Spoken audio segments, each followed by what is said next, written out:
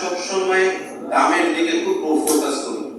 যে কোনো কিছু কম দামে পেলেই মনে হয় যে ঠিক আছে আমার কাজ হয়ে যাচ্ছে, কিন্তু চিন্তা করতে হবে যে একটা ভালো সুগন্ধি বানানোর জন্য যেসব ইনগ্রেডিয়েন্ট গুলো লাগে সেগুলো ব্যবহার করার পর যে পারফিউমটা তৈরি হবে সেটার কোয়ালিটি মেনটেন করতে হলে মিনিমাম একটা প্রাইস প্রয়োজন।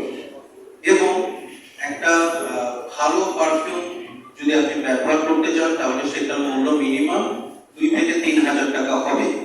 কিন্তু আমরা অনেক সময় স্ট্রিট সাইড থেকে বিভিন্ন জায়গা থেকে কম মূল্যে অনেক ধরনের পারফিউম ইউজ করি, যেগুলোতে এমন কিছু ইনগ্রেডিয়েন্টস ইউজ করা হয় যেগুলো স্কিন ক্যান্সার হওয়ার সম্ভাবনা প্রচুর থাকে।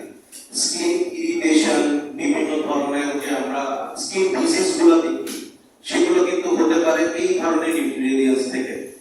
যেমন ইথানল একটা ইনগ্রেডিয়েন্ট আছে যেটা পারফিউমে ইউজ করা হয়, সেই জিনিসটার জায়গায় যদি মিথানল ইউজ করা হয় পারফিউমের দাম অনেক কমে যাবে।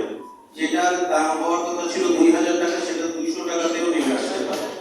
তো আমরা 200 টাকা একটা স্প্রে করে গন্ধ নিয়ে চিন্তা করি যে বাহ ভালো লাগতেছে, আমরা সেটা কিনে ফেলি, কিন্তু চিন্তা করি না যে আসলে এই জিনিসটা এই প্রাইসে কিভাবে দিতে পারবো। তো অবশ্যই সুগন্ধির ক্ষেত্রে হেলথ হ্যাজার্ড আছে। কয়েকদিন আগে আমরা একটা নিউজ দেখলাম যে একটা স্কুলে পারফিউম ইউজ করার পর কয়েকজন একসাথে অসুস্থ হয়ে গেছে। সো অবশ্যই এই ধরনের হ্যাজার্ড আছে এবং সেগুলো জন্য আমাদেরকে আসলে নলেজ থাকতে হবে, অ্যাওয়ারনেস থাকতে হবে, জানতে হবে এবং অবশ্যই পারফিউম কিনতে হবে অথেন্টিক জায়গা থেকে। বাংলাদেশে প্রতিটা জিনিসের কপি পাওয়া যায়। কয়েকদিন পর আমারও